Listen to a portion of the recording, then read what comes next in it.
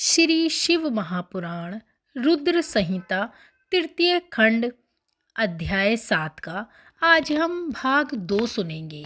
भाग 1 को हम पहली वीडियो में सुन चुके हैं। उनके समस्त कुलक्षण सद्गुणों के समान हो जाएंगे। समर्थ पुरुष में कोई दोष भी हो तो वह उसे दुख नहीं देता।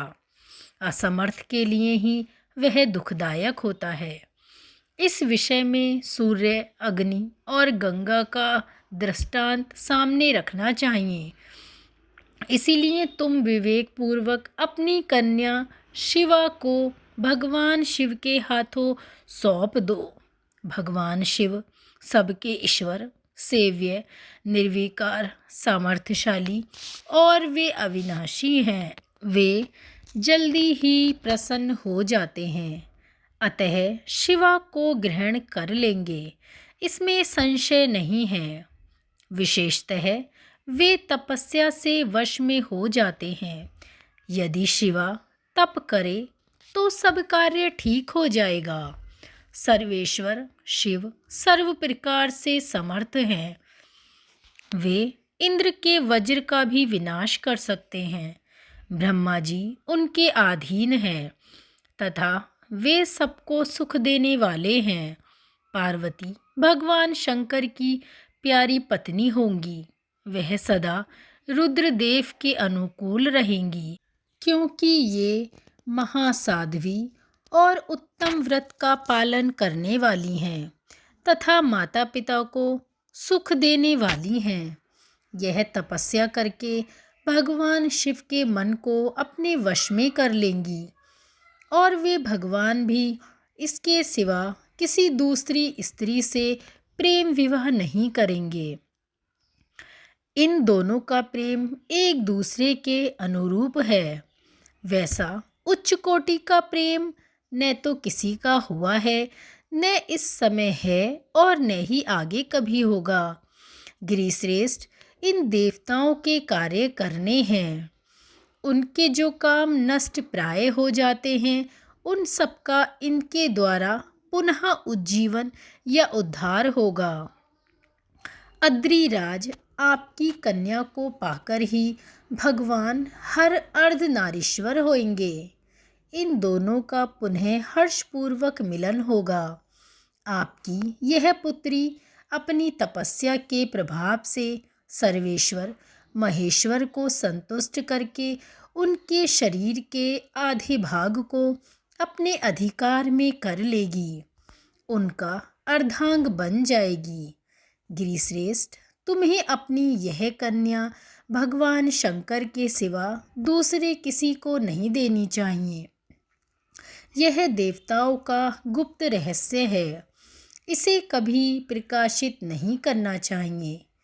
हिमालय कहा ज्ञानी मुने नारद, मैं आपको एक बात बता रहा हूँ, उसे प्रेम पूर्वक सुनिए और आनंद का अनुभव कीजिए। महादेव जी सब प्रकार आसक्तियों का त्याग करके अपने मन को संयम में रखते हुए नित्य तपस्या करते हैं। देवताओं की भी दृष्टि में नहीं आते। देवर्षि ध्यान मार्ग में स्थित हुए वे भगवान शंभु पर ब्रह्म में लगाए हुए अपने मन को कैसे हटाएंगे? ध्यान छोड़कर विवाह करने को कैसे उद्धत होंगे?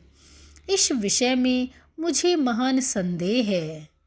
दीपक की लौ के समान प्रकाशमान, अविनाशी, प्रकृति से परे, निर्विकार, निर्गुण, सगुण, निर्विशेष और निरीही जो पर ब्रह्म है, वही उनका अपना सदाशिव नामक स्वरूप है।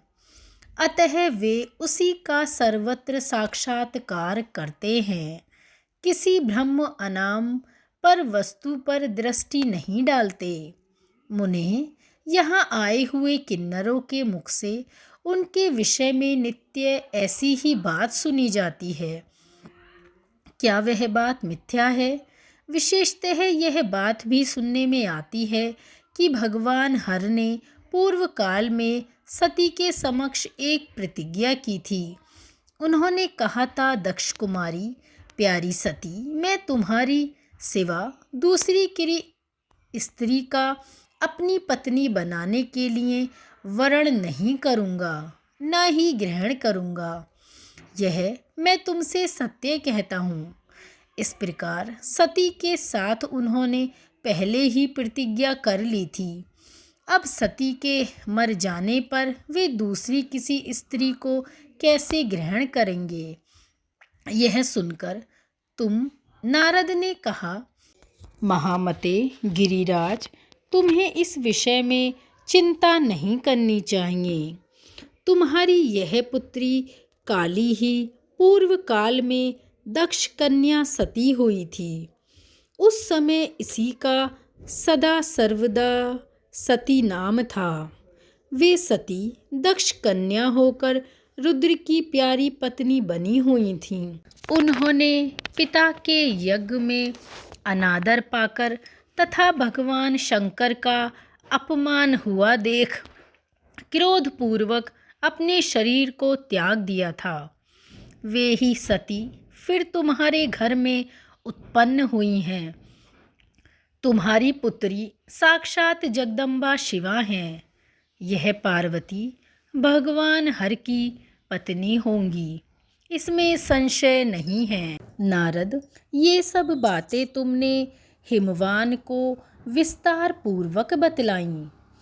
पार्वती का वह पूर्व रूप और चरित्र प्रीति को बढ़ाने वाला है। काली के उस संपूर्ण पूर्व वृतांत को तुम्हारे मुख से सुनकर हिमवान अपनी पत्नी और पुत्री के साथ तत्काल संदेह रहित हो गए। इसी तरह तुम्हारे मुख से अपनी उस पूर्व कथा को सुनकर काली ने लज्जा के मारे सिर झुका लिया और उसके मुख पर मंद मुस्कान की प्रभा फैल गई। गिरिराज हिमालय पार्वती के उस चरित्र को सुनकर उसके माथे पर हाथ फेरने लगे और मस्तक मूंदकर उसे अपने आसन के पास ही बिठा लिया। नारद, इसके पश्चात तुम उसी क्षण प्रसन्नता पूर्वक स्वर्गलोक को चले गए और गिरिराज हिमवान भी मन ही मन आनंद से युक्त हो अपने सर्वशक्तिशाली सर्वसंपत्तिशाली मनोहर भवन में प्रविष्ट हो गए। ओम नमः शिवाय। अगली वीडियो में हम अध्याय 8 को श्रवण करेंगे। धन्यवाद।